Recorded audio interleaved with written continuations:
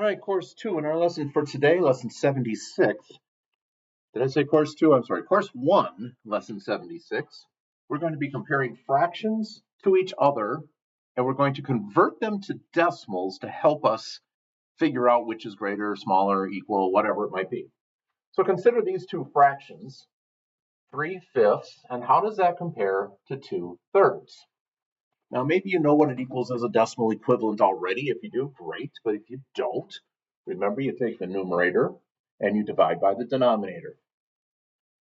5 can't go into 3, but if we put a 0.0, now 5 goes into 30, 0.6 times. So 3/5 is 0.6. What about 2/3? We take the numerator, divide by the denominator.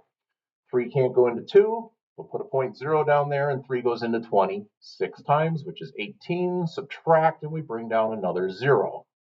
3 goes into 20 again, 6 times, 18. Subtract, bring down another 0.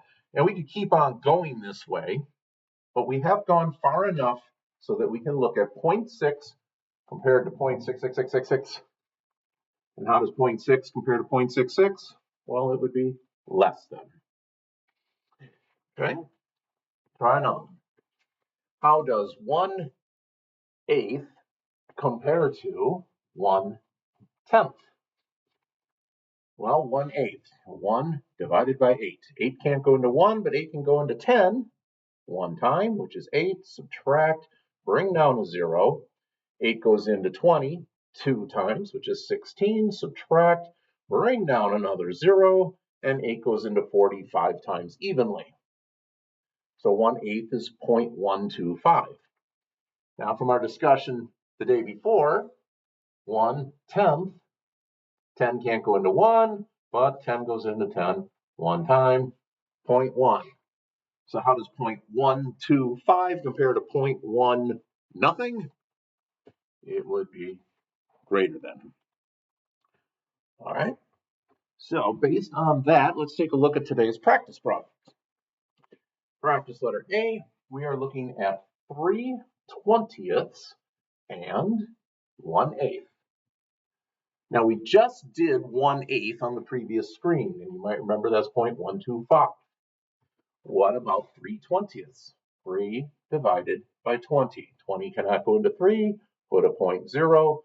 20 can go into 30 one time, 20. Subtract, bring down another 0. 20 goes into 100, 5 times exactly. And so now we're looking at 0.15 compared to 0.125. And you look at the first decimal place, it's a tie. Second decimal place, 5 is bigger than 2. So it would be a greater than sign. That was practice letter A. Practice letter B. We have 3/8 compared to 2/5. 3/8. So that's a 3 divided by 8. 8 can't go into 3, but it can go into 30. 3 times, which is 24. Subtract, bring down. 8 can go into 60. 7 times, which is 56. Subtract, bring down another 0. And 8 goes into 40 5 times. So 0.375. And as far as 2/5 go, you might remember that from the other day. But in case not, 5 can't go into 2, but 5 can go into 20. 0.4 exact. So how does 0.375 compare to 0.4? 0.4 is going to be larger. That was letter B. Letter C. We have 15/25 compared to 3/5. All right. Do the easy one first, 3/5. 5 can't go into 3, but 5 can go into 30 6 times. All right, that's going to have an ugly one. But wait, what if we were to reduce this first? Now, what number divides evenly both into 15 and 25? Well, it would be a 5. So 15 divided by 5 is a 3, and 25 divided by 5 is a 3/5. And look at this, we have a 3/5 and a 3/5. equal. We didn't even have to do the decimal equivalent on that one. That was letter C. Now letter D. 0.7 already got the decimal for us, and compare that to 4/5. Okay, 4/5. That's a 5 dividing into a 4. 4.0. 5 goes into 40. 8 times exact, so we got a 0.7 compared to a 0.8. 0.8 is larger. That was letter D as in dog. Letter E. 2/5 compared to 0.5. Now you may remember from a couple screens ago, we had 2/5. That was back in letter B. That was 0.4. If you don't remember, take the 2, divide by the 5, etc. And how does 0.4 compare to 0.5? Of course, 0.5 is bigger. On to letter F.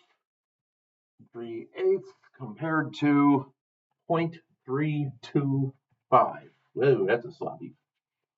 I'll try that again.